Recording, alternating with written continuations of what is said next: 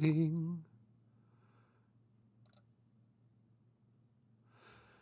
Okay, it looks like we are live. Huzzah. Oh, I'm cut off here.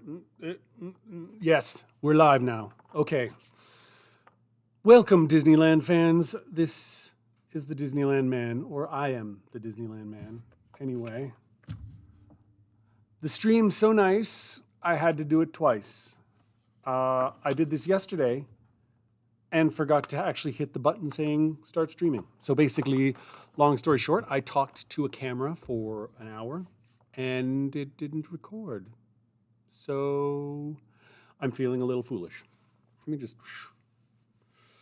put this backwards because the lip of the hat is throwing shadows and stuff. Oh my goodness.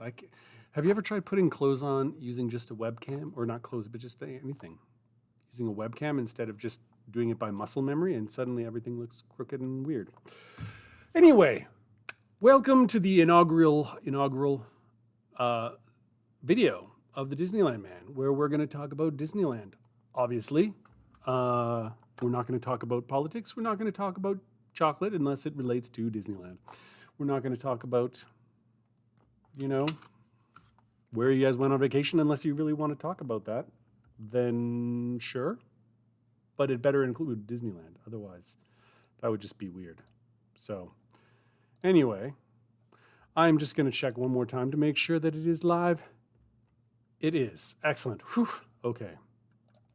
So we're going to just today we're going to talk about a couple things. We're going to just go over some brief news, which isn't going to be my forte, if you guys are honestly wondering. There's so many other channels of Disneyland people who love the news and to keep you updated. And what's more, they live at the parks.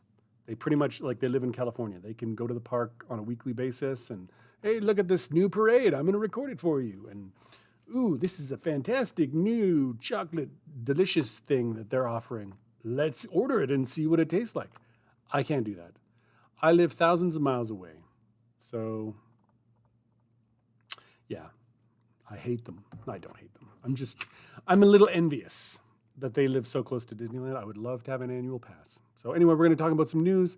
We're going to talk about the rough, bumpy starts of some Disneyland rides and attractions and some rough, bumpy Disney toys, because some of them are awful and should be, I think this list's completely subjective, people.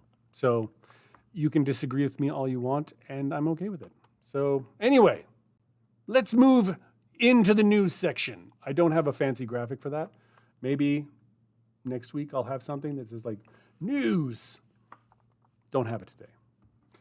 Let's see. There is a Luca photo op in the park by Pixar Pier, which they've been doing this for a while. This isn't new news, but I just wanted to chat about it because they've never had stuff like that back when, even a couple of years ago. I don't remember them ever doing those photo opportunities. They did it for WandaVision, which I think was awesome. They're doing it for Luca now. Yeah, I really like them. I like the idea, and I wish they did a little bit more of these photo opportunities. A little set stage where people can sit down and a picture can be taken of them. I think it's awesome, but I'm not going to get there in time for the Luca one. I just saw the movie 2 days ago. Yesterday, I tried the stream the first time, and that's when I said, yesterday I saw the movie. So it was 2 days ago that I saw Luca with the Luca and Alberto. It was a lovely movie. I mean, Pixar doesn't really make bad movies, if you know what I'm saying. But I'm not sure if it was their best, but it was good. Water. Trying to break free of my addiction of pop. We'll see how it goes. I still really like pop. What else is going on in the new Disneyland? Just going back to the park pass. Did they do a park pass, photo opportunity thing for Falcon and the Winter Soldier or Loki? I know they did it for WandaVision. That was one of their first shows. on Disney Plus. Then they had Falcon and the Winter Soldier. But did they do some sort of photo op for that? I'm not sure if they did. Or even if they're doing it for Loki. I think it has to be very set driven. I mean, WandaVision was very unique in its set, in the set that it was like, it started out 90s, 50s, 60s, 70s, it kind of progressed through the decades. So there was a very visual aesthetic to the show that they could do it. Same with Luca. I mean, it's a Italian, a fishing village. That's a really bad accent. Anyway, so there's like a very strong set location for these shows, which work well. But what would you do for Falcon and the Winter Soldier? No idea. Like, is there a specific set that just screams out that? No. Is there a set location that would just scream out Loki? Not that I could think of. Maybe, well, I guess they could.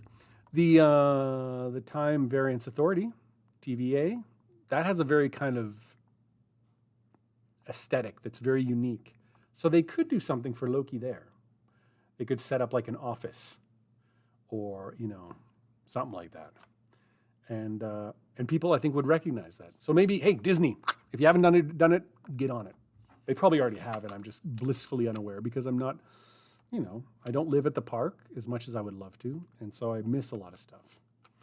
What else? Oh, yes. Oogie Boogie Bash is coming back to Disneyland. Yeah.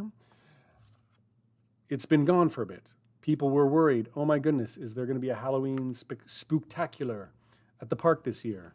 And I can tell you, my sources say, yes, there will be. So that's kind of awesome. I've gone in the past. It's been lovely. They have had the candy walk thing and lots of things. It sounds like they're still going to be doing all those things. So it's almost back to normal. I get the feeling like the characters are still not going to be like up close and personal and interacting with people. I don't know when that's going to come back at all. I haven't heard anything. I'll keep my ear to the ground for you guys. But as far as I know, I think there's still going to be a little bit of separation. But it's nice. I really like that they do these holidays. I've gone for Halloween. I actually went years ago with a friend, and we got the Halloween tickets, and we got to stay at the park late, and it was kind of awesome. And the candy served us well for many days afterwards. We filled up bags, and then that was our stash back at the hotel. We would hang out at the park. We'd eat a lovely lunch. We'd get a bigger supper, and then the supper would be like our breakfast the next day, mixed in with some chocolate and candy for energy through the day. It was bella. It was delicious. It was good. Expensive, but good. So anyway, yes, Oogie Boogie Bash is coming back. The big story that I think everyone has kind of been talking about is the ticket deals, the ticket bundles, the 3-day thing. Well, that's one of the things. This is the lesser of the two things that people have talked about that have to do with tickets and prices. So if you're a California resident, you can get a 3-day pass for like $250. $83 a day or something like that. 83.333 repeating.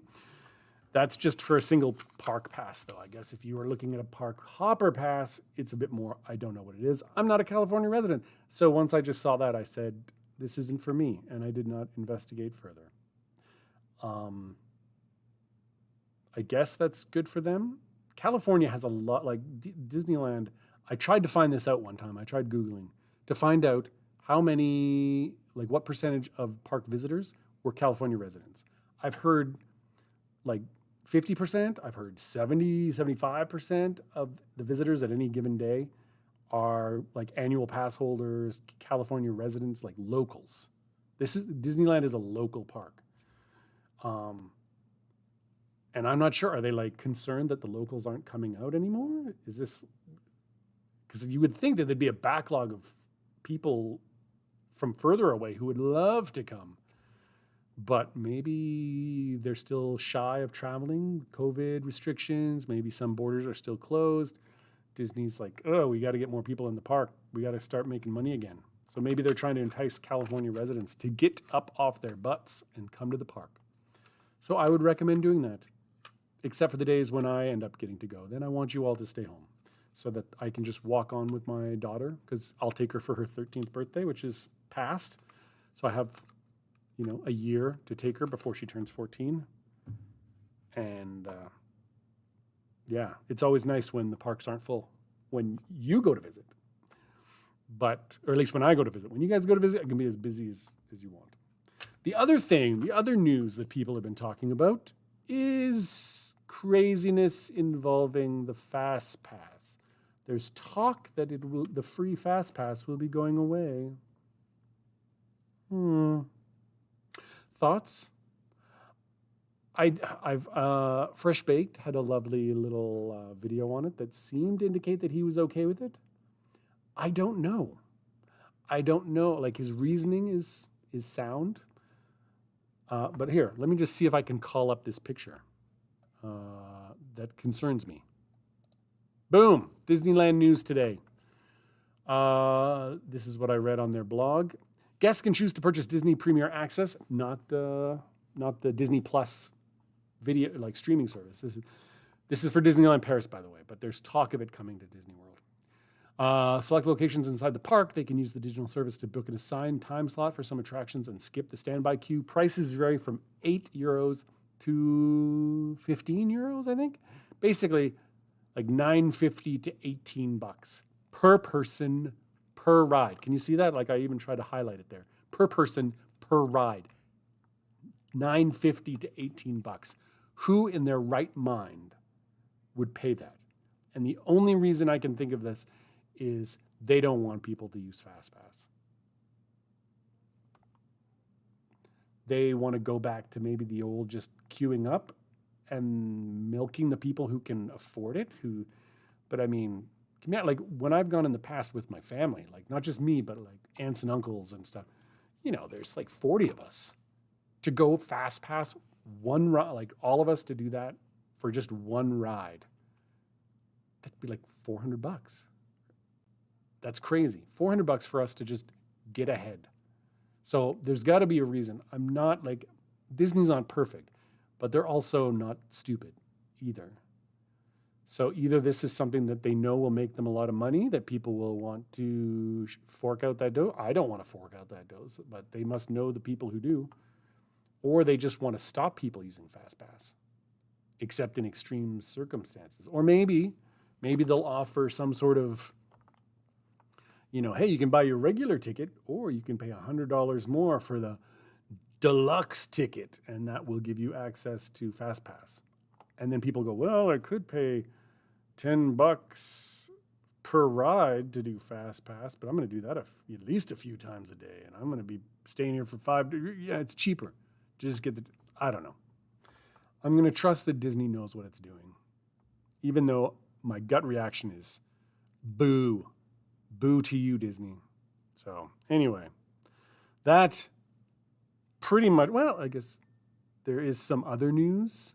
I don't have a lovely graphic for it, but I think it is today. Clarabelle's ice cream is now open, like, fully. They had a soft opening, bump, soft ice cream, a couple days ago.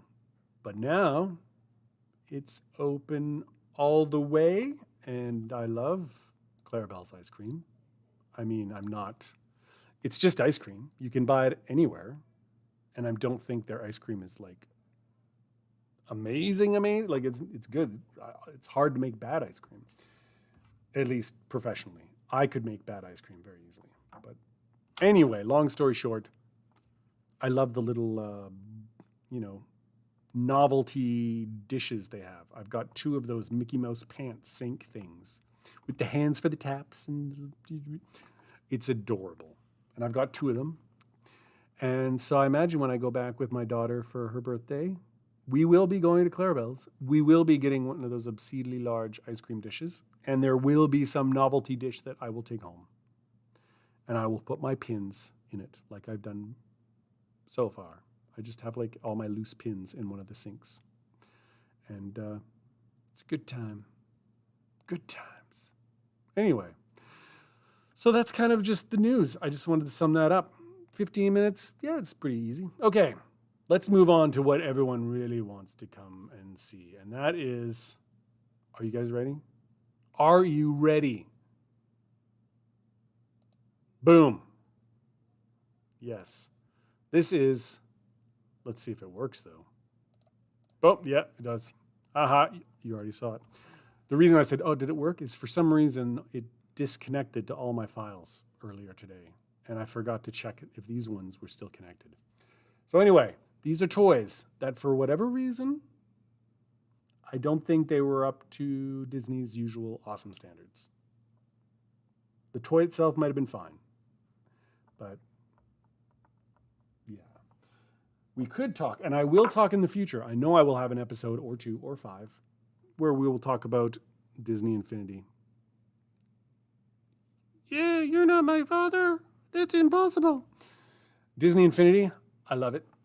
It ran for many a years. It had 3 versions, and then it was canceled by Disney.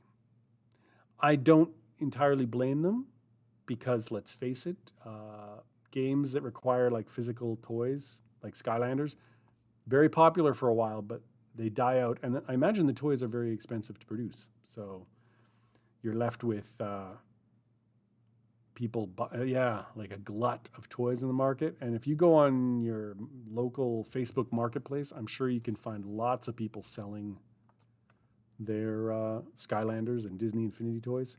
Send them to me, please. Seriously, contact me. I'll give you my address. You can mail them to me. And it'll be like a Christmas gift. They're awesome. And the reason I collect them is because I have a little bit of a problem with collecting things. I like to collect. It's like psychological.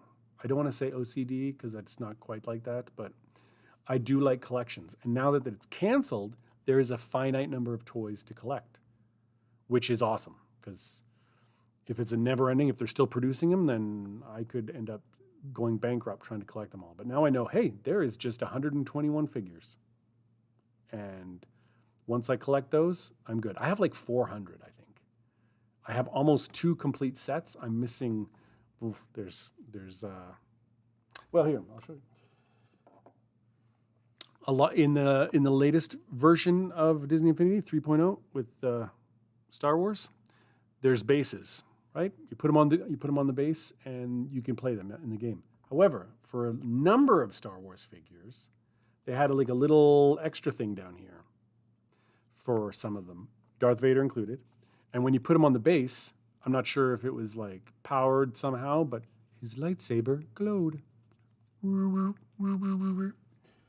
And it was kind of awesome. So anyway, Yoda was one. I think Obi-Wan. I don't think did Darth Maul have one? Regardless, anyway, Canon Jarrus. I don't have his light up Star Wars lightsaber thing. And I don't have the D23 Mickey Mouse.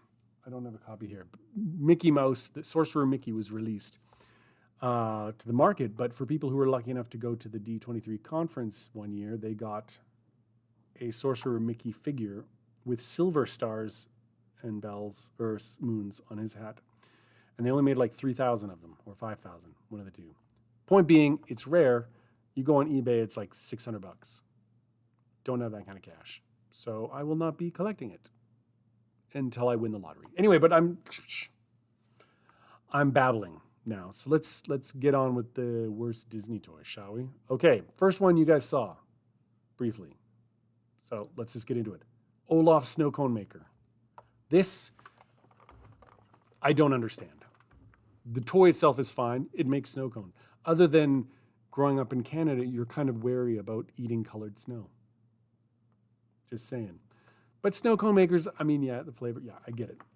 However, I think we can all say that this was a kind of a design flaw.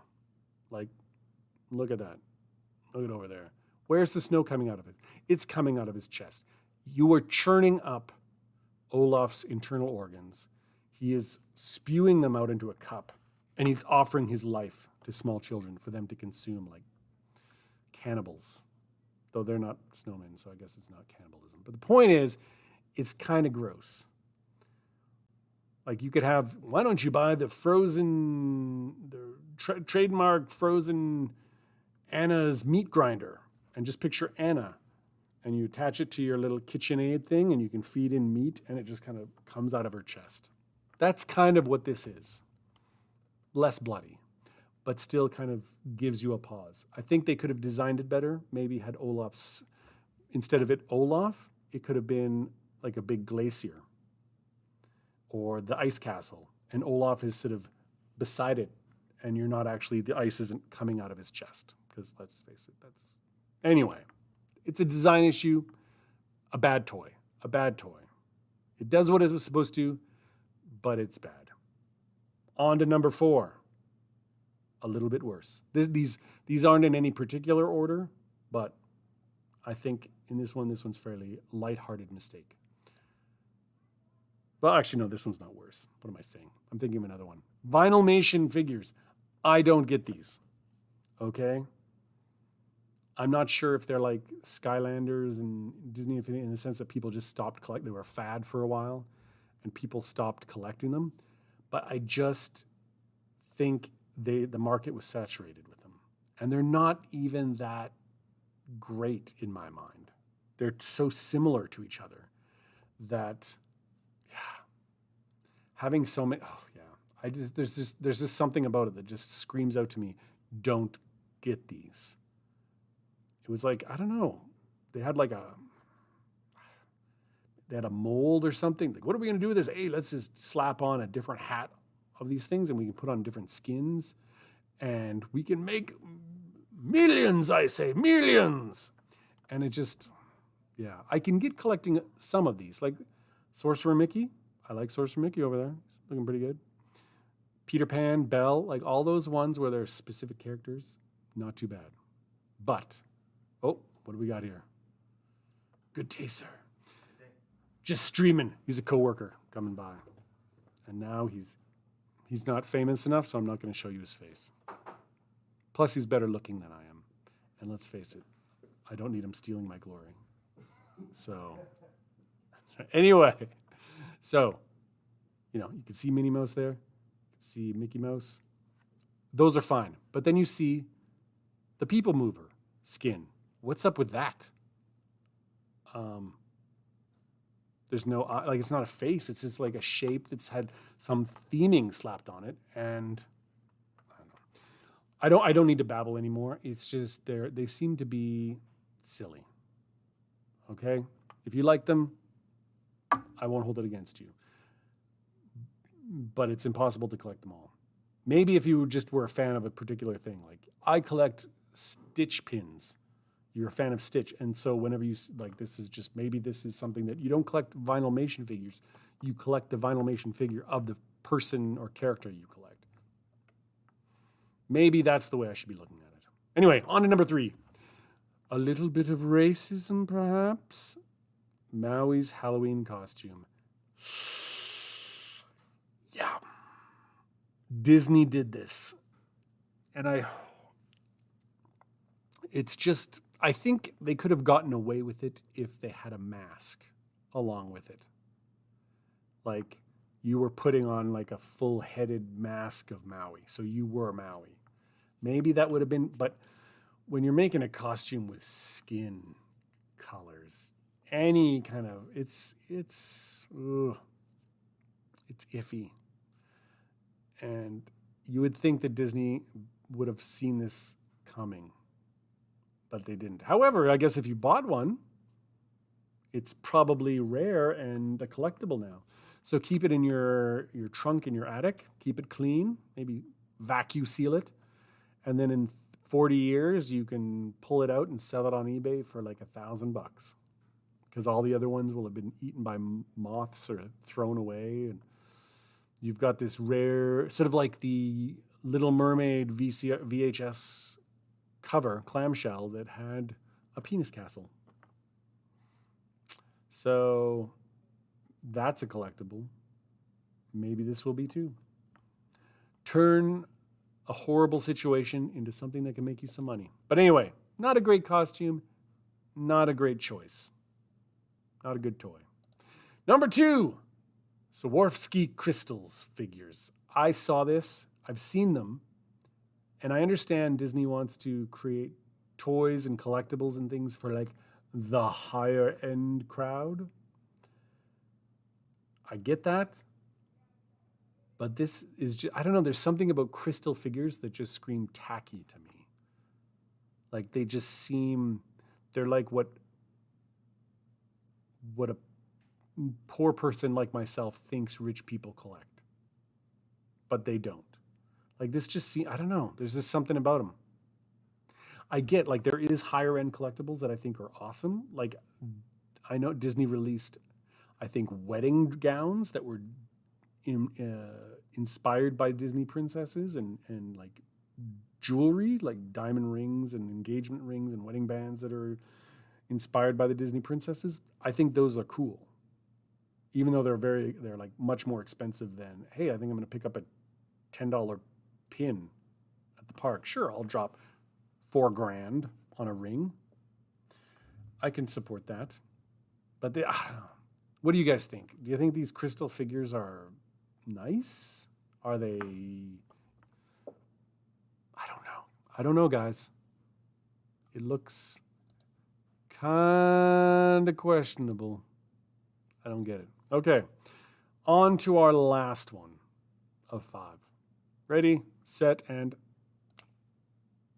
2017 Belle doll. I don't even need to say anything for this. Just look at it. It's a shame because Emma Watson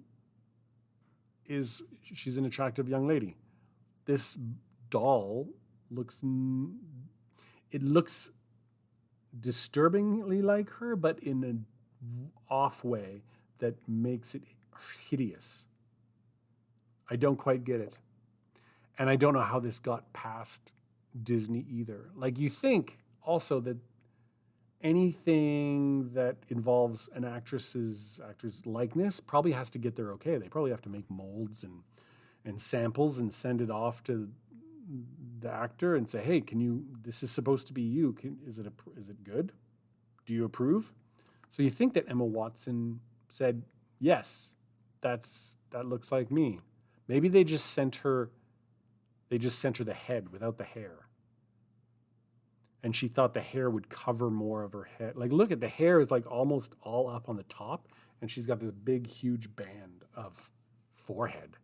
She doesn't have that in real life. What if they dropped? See, maybe if I would have thought about this a little bit more, maybe I should have photoshopped the hair down a little further. And then maybe we would have a better inkling of what it looked like. Maybe if the hair was not, yuck. Grotesque, people. Grotesque. So I'm sorry, Emma Watson.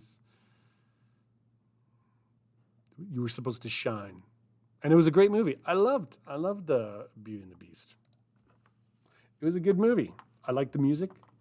I can't even remember the guy's name who played the Beast. He's a funny guy. He was in Fire Saga, a Eurovision song contest, whatever the movie on Netflix.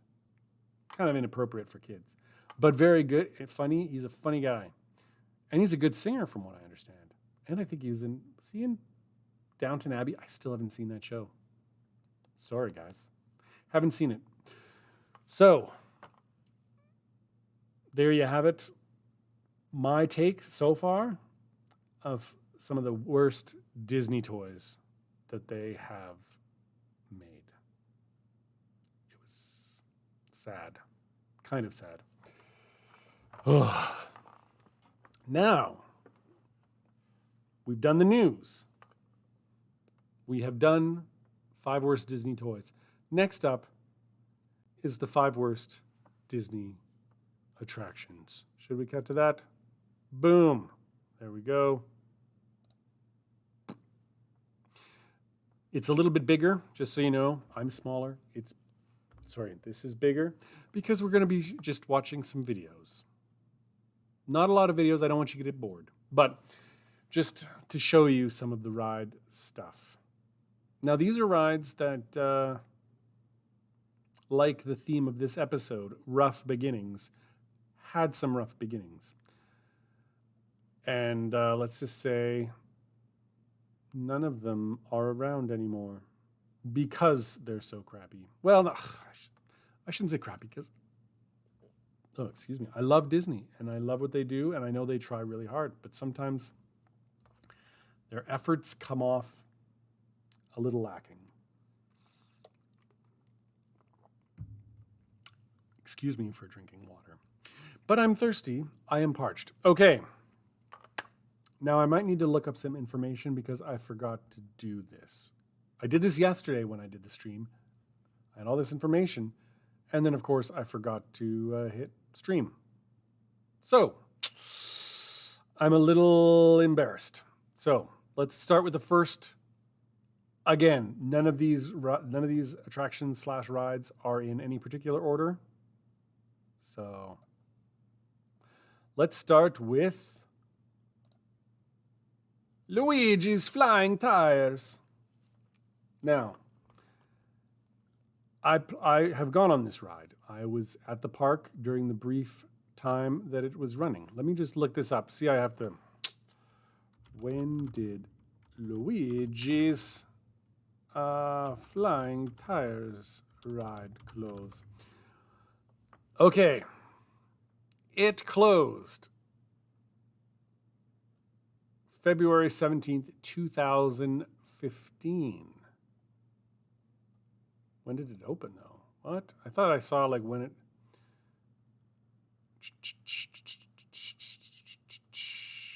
Where did it... Sorry, guys. I'm just, like, trying to read along here. When does it... Okay. Opened. Okay, it opened June 15th, 2012. Closed 2015. So it lasted a whopping...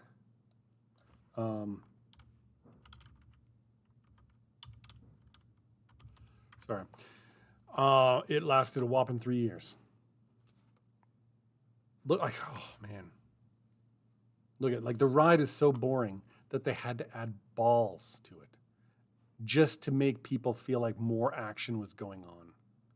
Like, everyone's moving really slow.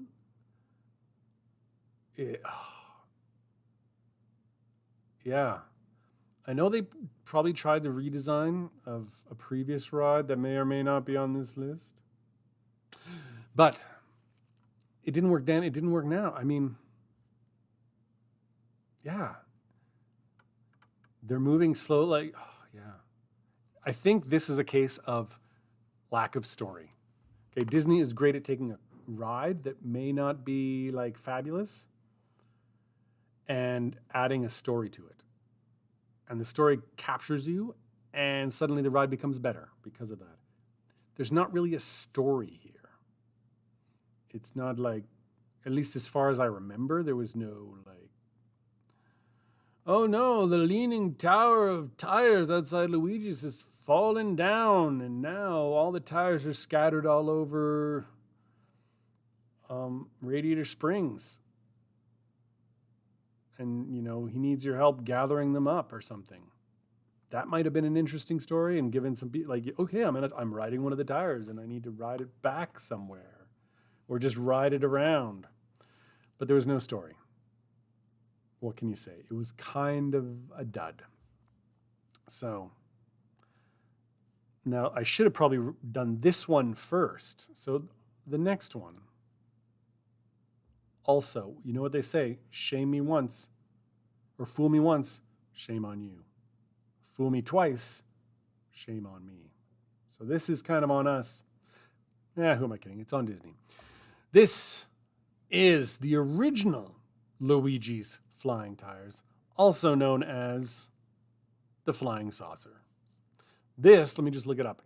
It opened in 1967. No. Opening date, August 6, 1961.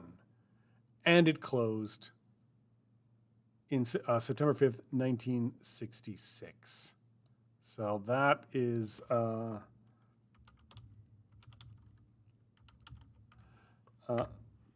only 5 years, basically. Not the greatest ride. Again, lots of problems. Like these ones are smaller than Luigi's Flying Tires. You can see these are just individual persons. Luigi's Flying Tires, bigger. You know, maybe they thought, maybe that's the problem with this ride. It needed to be bigger. But no. Bigger wasn't the problem. Oh, look at the ride's supposedly going and someone is still being dragged. But yeah, apparently these kind of rides, I mean, they're very finicky, very like you have to be a certain weight. Like if you're too light, you're not really going to be able to steer. You're just going to be floating up too high. And if you're too heavy, speaking for some of us here, maybe the air isn't enough to really push you up.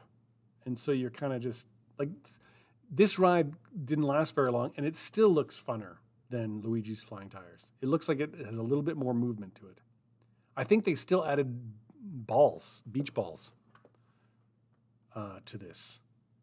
So again, trying to make things feel a little bit more action-y and filled with motion and excitement. Ooh, let's put some balls in this one too. Didn't help. 5 years.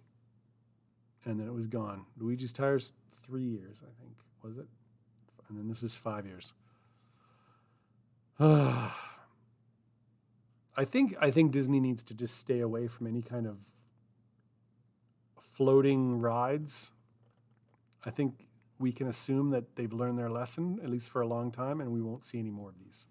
I hope. Okay, that was 2. Now, let's go to another lovely ride that closed well before its time. And I'm lying. It probably needed to close faster. Ready? Set. You know what this is? Superstar Limo. The ride before the lovely Monsters Incorporated ride that is there now. And I think they actually used a lot of the same animatronics. They just put different skins on top of them. I know there's a video out there that shows the comparison, and you can see, the figures are the same. Anyway, horrible ride. Now, when I originally, Disneyland California Adventure opens up, and it does not do well, which isn't that surprising when you learn that a lot of Disneyland's guests are Californians. They're annual pass holders. They're locals. So why on earth would someone from California want to come to a park about California? It's just like you live in the Old West and someone's opened up an Old West amusement park. It's like, we live it every day. Why would I want to go to a park? I mean, I see the crazy people on the beach. I do see the crazy B-list celebrities at the supermarket. And, they're just like us. They're just buying groceries too. Hey, Drew Carey. Yeah. So that had it going for it. Then I heard the rumor that it closed because of Princess Diana's death. Not true. I mean, it might have helped, but let me just look up the information again. Okay, so this ride opened, according to Google, February 8th, 2001, and it closed January 11th, 2002. That is crazy. It's not even a year, people. That is... Now, I thought originally that because it was Princess Diana's death that did it, and I looked up her date. She died in 1997, so that she died like 4 years before this ride even opened. So I don't think it affected it. I really don't. I don't know what the deal... Wait, this ride couldn't have opened that. They did it. Like, No, it was an opening day attraction. So yeah, it was February 8th, 2001. Oh, man. That is sad. Super sad. Sorry, just looking up the next attraction, which I will not get into just yet. But anyway, bad ride. Who cares about paparazzis or D-list celebrities even? Like, I think they could do a better job of it now if they wanted to. They could like forget about the paparazzi and they could just make it like a Marvel ride. Like, hey, we got to get through New York, but it's being torn apart. We got to take all these detours and oh look, there's Loki. Oh, he's trying to kill people again.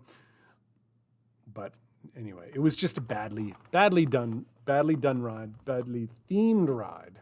And Disney California Adventure had a lot of badly themed rides. And I think that's why they are converting DCA into something else. They are handing it over to kind of Marvel theme and Pixar themed, which I think is delightful. I think they're going to have to rename it. Maybe they have renamed it already. Maybe they're just trying to like, let's not call it California Adventure anymore. Let's call it DCA. Like maybe they're trying to, like they had the big words California out front when they first opened. Like, look at California. Those letters are gone. I think they're trying to get rid of the California part. Like even the Soaring, which is one of the best rides. I love Soaring over California. They changed that to Soaring Over the World, which I still love because it's an awesome ride. And I love getting in the front seat, the front row. So when it zips up, you're at the top. And you don't see people's feet dangling in front of you. And, oh man, it's perfect. It's a great ride. Grizzly Peak, the Rapids, fun ride too. Especially when you're visiting from Canada in the middle of winter. So it's like you go from minus 30 degree weather or minus 20 degree weather. You fly down to California. It's like 15 degrees. It feels wonderful. And all the locals are like, oh, it's so cold. It's the middle of winter in California. I'm not going to go on a water ride and get wet. So every time I've gone there in like December, January, February, it's walk on. Like maybe a person or two ahead of you, but you can just go on as much as you want because no one else seems to want to go on it. It's a great ride. I don't know what people are thinking. Anyway, let's talk about this next ride. Ready, set, and Rocket Rods. Now this was also a rocket. Anyway, it was not and I went on this ride too. The ride itself was good. I mean, it was fun to go fast. But apparently, this was one of the things where they didn't quite think it through. And the high acceleration and deceleration of these things started to wreck the track that it was on. And concrete stuff was cracking. Not a good thing, especially if there's people walking underneath. So, you're walking with your family, a chunk of concrete falls off and crushes the head of your youngest. Not something that Disney would want to avoid.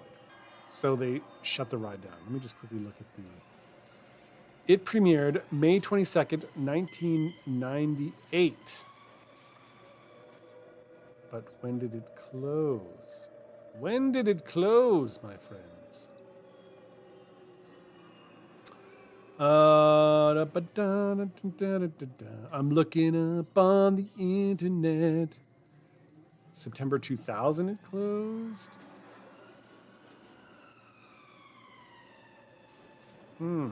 That's what it says. September 2000.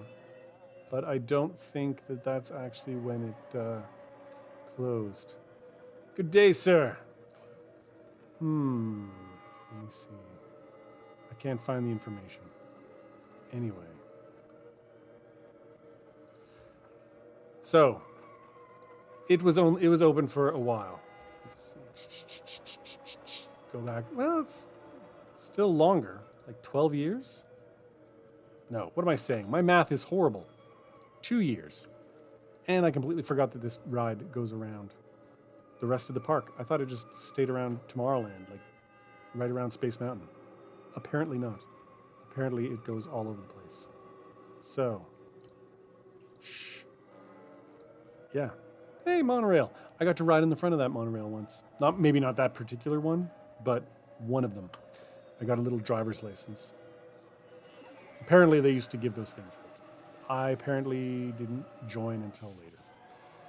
So they stopped giving them out, just like the death certificates at the Haunted Mansion. No longer give them out. But I was very pleased that they said, hey, you want to ride up in the conductor's cabin? Sit on their lap? No, they didn't say that. But me and my daughter did get to ride up there, and it was awesome. I think I have some pictures somewhere. I'd show you, but I don't feel like digging them out of my phone right now. And it'd be a little weird. So that is Rocket Rods. A 2-year ride. It just seemed very sad. Like, why did it close so quickly? Now I just got to quickly... oh no, sorry.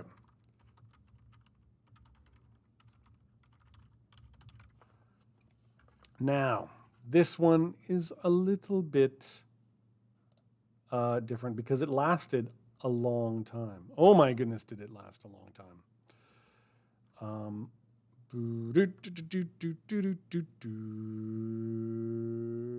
There we go. I'm just trying to remember the dates here.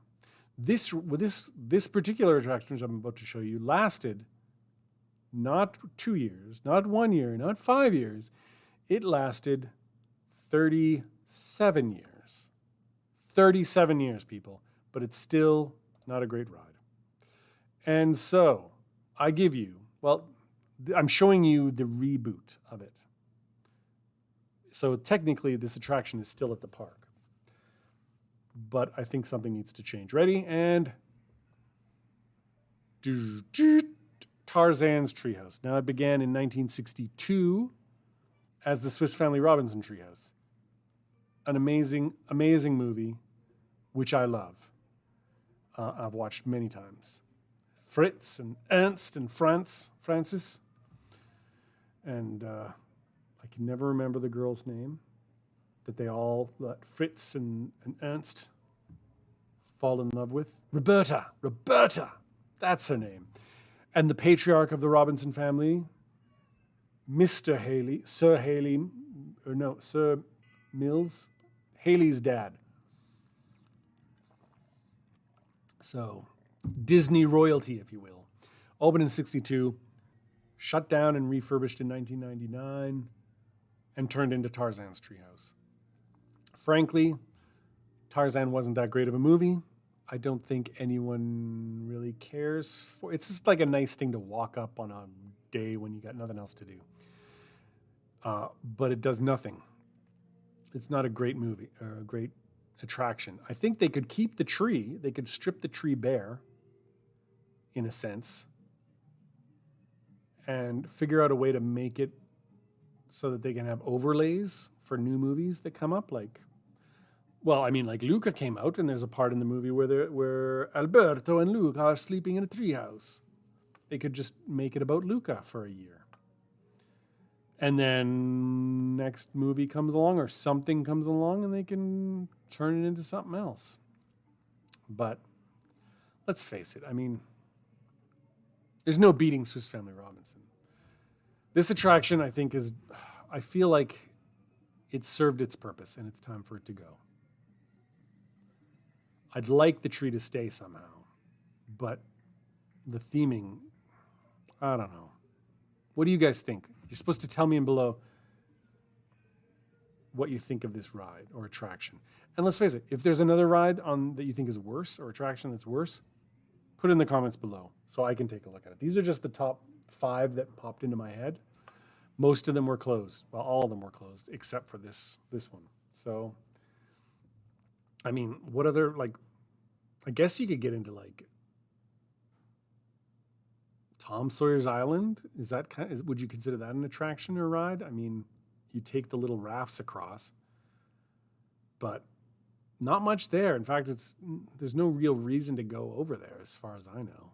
I've gone over there a couple times. They used to have white paintbrushes that you could find and bring them back to one of the cast members, and they would give you a free fast pass that you could use for any ride. However, word on the street is, and by street I mean interwebs, is that guests were stealing the paintbrushes because they were themed. They were like a souvenir of Disneyland. So they'd like, ooh, I found a paintbrush into my pocket, into my purse. And Disney was not appreciating having to replace paintbrushes on a daily basis. So that's another attraction that doesn't really thrill me to the bones. But I mean, Pirates of the Caribbean, awesome. Indiana Jones, Temple of the Eye, Forbidden Eye, amazing. Space Mountain makes me vomit, but still cool. Like, lots of good stuff. So it's hard, like, usually Disney clues in fairly quickly when something's not working. And I imagine, like, those rides that we just talked about, rocket rides, flying saucers, those things didn't last too long, but we also got to remember that there's a lead-up time for a new ride. They can't just say, oh, this isn't working, let's just throw something out there. Like, they can't, I don't think they can take down a ride and replace it in a couple months. Like, it probably takes a year or so of planning, if not more. If it's a bigger attraction, it might take many, many years. So they probably opened these rides and knew within a couple months that this wasn't working and this couldn't stick around. So they had to fix something. So let's switch back. Boom. Let me just get rid of this. So that's the end. That's the end of this video, basically. We've talked about the news.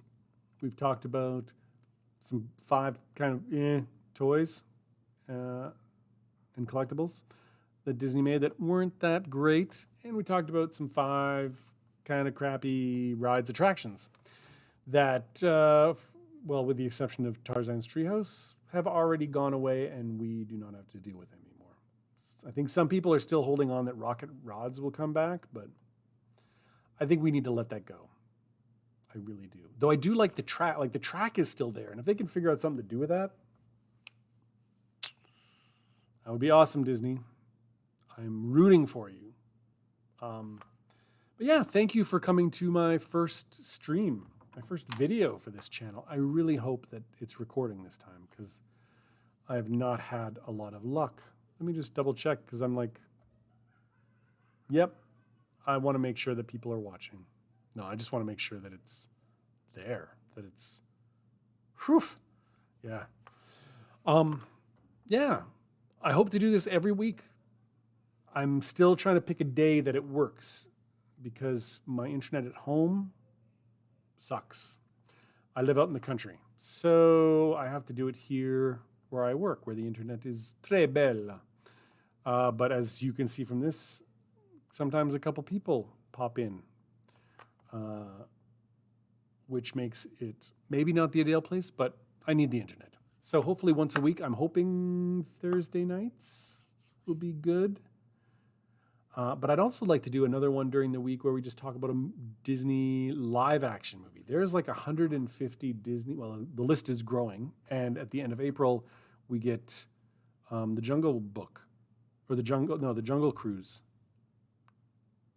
movie coming out with Dwayne "The Rock" Johnson. So that's going to add to it. So the group is growing. The list is growing. So right now, I think there's like 150, 51, 52 videos. I would like to go through them all once a week, maybe. So it'd take 3 years. The first video up, if you guys want to join me, I will try and schedule a live stream. Obviously, we can't watch the movie together. I think that would violate a lot of copyright create issues. So we'll just have to talk about the movie. So maybe next week we'll aim for that as well. But I'm hoping Thursday for just a regular news and some lists and talking about topics for an hour, and hopefully an additional one. Let's start with Treasure Island because that is the first one. We should do that chronologically. That one came out in 1950. That was the first live-action Disney movie. And I've looked at the list. There's a lot of live-action movies that have kind of, some of them have stuck around, like that one and 10,000 Leagues Under the Sea and things like that. But there's some movies that Disney made that kind of disappeared. Robin Hood and His Merry Men. It vaguely tweaks. That's the next one. I think it was made the next year, 51 or 52. But then there's one after that where I've never heard of this movie before. Can't find a copy. I think there might be one on Amazon for like $30. So we'll work on that. We'll figure something out. But anyway, I hope you guys will join me next week. Same crazy time, same crazy station. And I'll let you know. I'll pop up a schedule with the topics so you guys can come prepared to talk and share your thoughts. And yeah, thank you for coming. It was fun. I love you all. And I'll see you next week. Goodbye.